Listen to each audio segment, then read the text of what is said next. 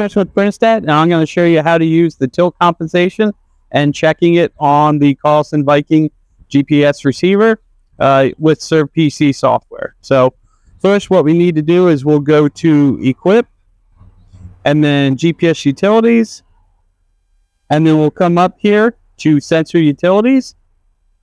And on this screen, what you'll have is 1-point test and test GPS compass. Today we're going to do 1-point test. So for this one, we have to make sure our rod height's correct. And looking at it, we do have a 2-meter pole. We're not using that quick release extension, so we'll do that.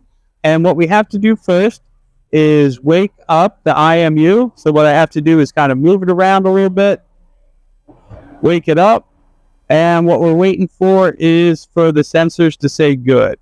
And once it's good, we can start the 1-point test. So we have the digital level bubble up here, and when it gets green, we'll hit start.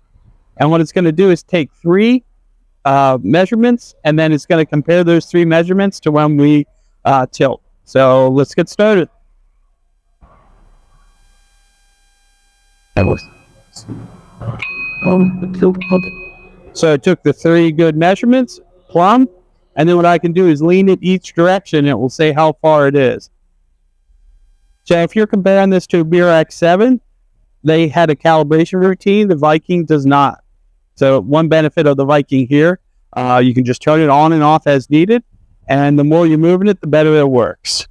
So this is the 1-point test, and we can see here are errors, the difference. So if we like it, it accepts it, we'll just hit the green check, and then we will enable the incline adjustment.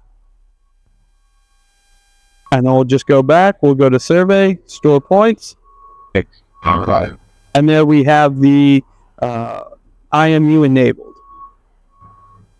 All right, great. If you have any questions, feel free to give us a call. Thank you.